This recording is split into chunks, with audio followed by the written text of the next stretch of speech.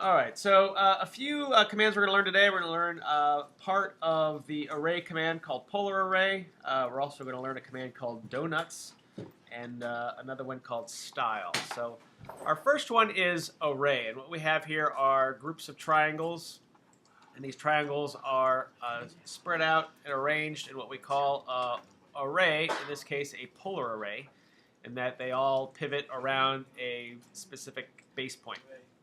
And we have a few different flavors of arrays, so we're just going to go through these three different kinds here. So we're going to begin by opening our millimeter template. So new drawing, and whereas we used to go to our basic template, we're now going to go to millimeter template. So our template should look like this. We haven't saved it yet, so in our title here, it should just say drawing with a number usually. And we should have a date here that'll update once we save. Okay, so looking at today's assignment here, we start off with some dash center lines here. So just to make these fancy, I'm going to snap all of these. So I'm just going to go from my midpoint from this line to our midpoint here, and then I'll go straight down the center. And now looking at my center lines, I can't tell they're center lines because I have to zoom in really close before I see the dash. So what's our command for changing our line type scale? Yeah. So LT scale or LTS. And then again, I'd like to kind of work in exponents of 10. So since we're enlarging, we zoom in and we see it. Sometimes you'll just see one huge line, and it's because all you're seeing is like this segment, so you actually have to zoom out instead of in. But in this case, I need to zoom in, so I'm going to start with an LTS of 10, and good enough. I like it to where we can easily see it's a dotted line. And then I'm just going to do a quick scaffolding line along my top to my midpoint, just to give me another midpoint here that I can snap to, holding down my shift button, which will force ortho. I'm going to go straight down here to our bottom. And then I'll delete my scaffolding line here at the top. And then I want to have a symmetrical line on the other side. So what's a great command to use for that? Mirror. Mirror, excellent. So you guys are paying attention. So mirror, and I'll just click on any 2 points here on my center line there, and that'll duplicate that. Wait, what's the distance between the lines? I just did a midpoint between here. Okay. All right, now we're going to add a couple circles here. So I'll zoom in, and our first circle is a radius of 20, and our second circle is a radius of 25. And I'm going to now go into my, normally you'd go to your object layer, you'll do that. I'll do my 0 layer just so everyone can see it. And we're going to do a triangle, also known as a 3-sided polygon. So POL for our polygon tool, 3 sides, and our center of our polygon is going to be this inside circle. We're going to inscribe inside the circle here. I'm going to go straight up and then snap to our outer circle. First one's 20, second one's 25.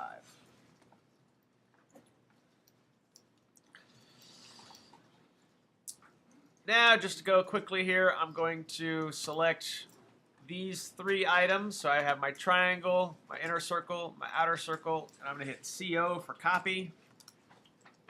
And I'm going to click on my center point, and I'm just going to copy this to my other objects there. So now we have 3 identical setups here for our arrays. And I'm going to start with our first triangle. I'm going to select that. And the shortcut for array is just AR.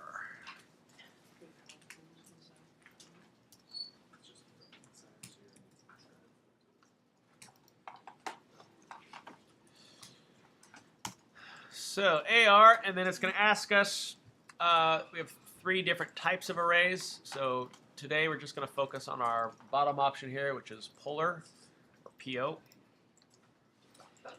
And then looking at our command bar here, we can see we're in our array command. And CAD is asking us to specify our center point. So this is the pivot point that our object is going to array around. So I'm going to click the center of our circle here. And we can see CAD is already starting to build our array. So the first thing it's asking for is our base point. And our base point, we'll click on that. Our base point is always going to be, or at least for our first 2 examples, is going to be where we started to draw our triangle. So the sort of center point of our triangle, which is the intersection of the triangle and our inner circle. So that's our base point. Next thing it's asking us is the number of items. So counting our triangles there, I see we have 12. So I'm going to change this from 6 to 12. And then the third option is how many degrees do we want to go? So we want to go our full circle of 360 degrees, but if we say just want to do a half circle, I can punch in 180, and you can see now it's going to array 12 items, but just along our half circle here. But our full circle, 360 degrees, and then we're done here, so hit enter to complete.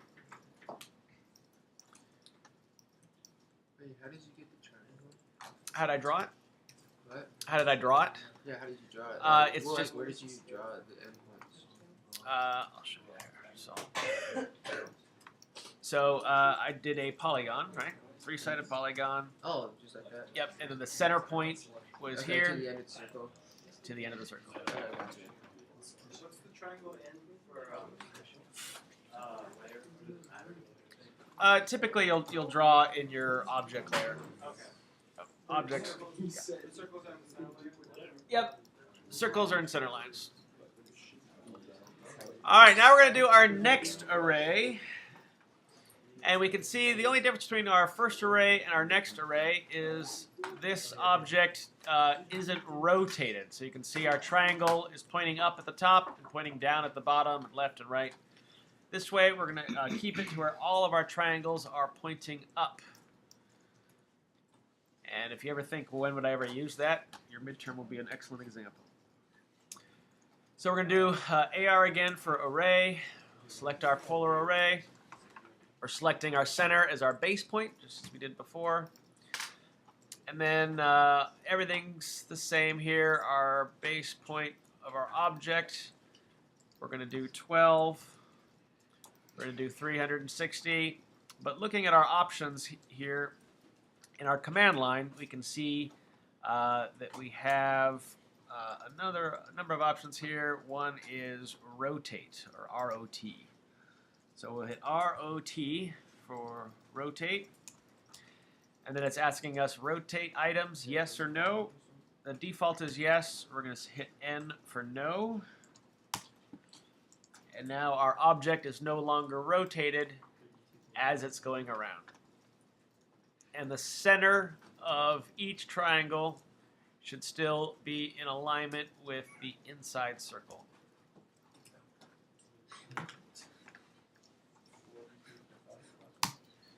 Alright, moving right along to our third one here. AR for array, polar, center point. And then this time the difference is we're going to select as our base point, we're going to select the top of our triangle as our base point. And again, we're going to have 12 items. And then this one is also not rotated. So we're going to go ROT again, change this to no. And so now you can see our object is now rotated along the outside circle with the top of our triangle as our base point. So kind of subtle differences between the three, but when you ever need to work with rotate in our polar array, you'll need to know those commands.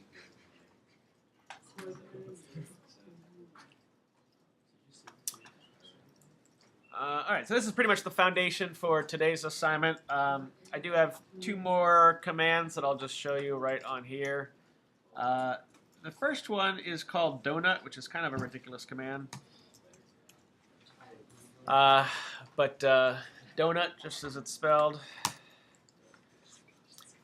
And what you do is you specify, it basically draws thick circles.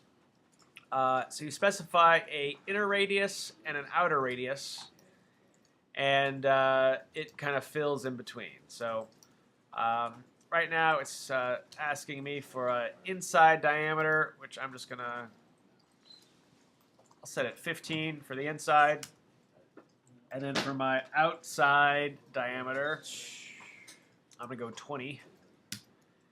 And then you can see now I kind of have this weird symbol here. And you can click, and it just creates these donuts.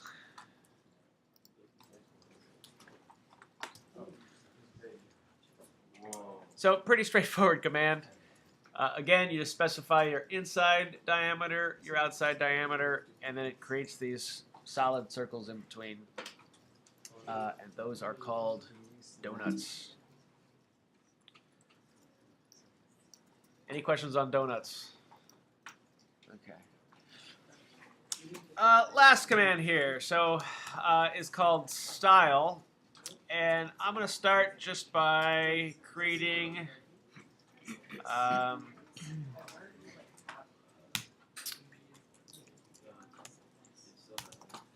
I'm just going to create something in dtext, just says text, and I'm going to copy this a couple times. So we know in our dtext, we know how to change the size, the rotation. That's about it. But you can actually change some other things. For example, the font type. So this looks like Arial or something, kind of a boring, straightforward font. So say we want to go through and change this to something else. So they call that style. And it's such an important command. It's one of those ones that has a one-letter shortcut. Oops. Two-letter shortcut, sorry. ST for style. And right now in this class, all we've been using here is our standard style. So if we make changes to this, it's going to make changes universally to all of our text. Or we can create a new style. So I'm going to create a new style here, and I'm going to call this impact. Impact. And for the font, wow, look at all these fans. Here you go. I'm going to choose Impact as our font.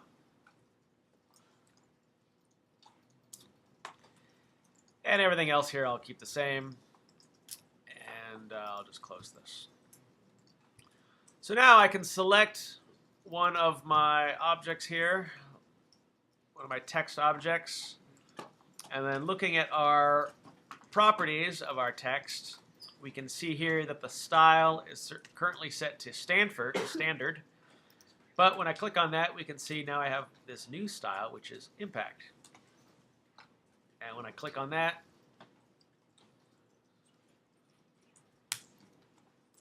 hello, why did that not save? Impact.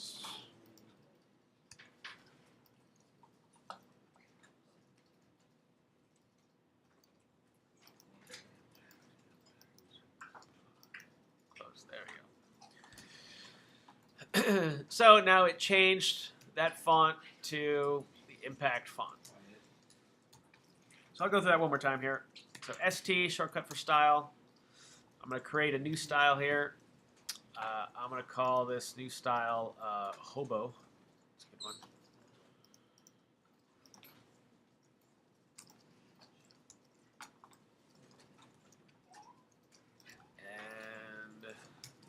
I'll hit apply there to save that, hit close. So now I can select my D-text here, and where it says style, I'm going to change that style. Now I have hobo. Also, when you go to do a D-text,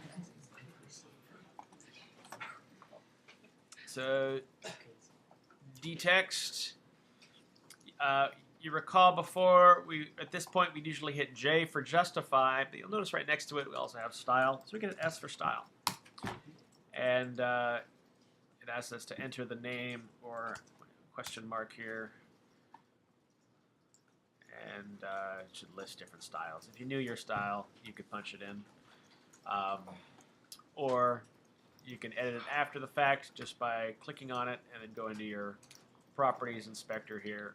And we now have our standard one, impact, or hobo as our 3 different styles.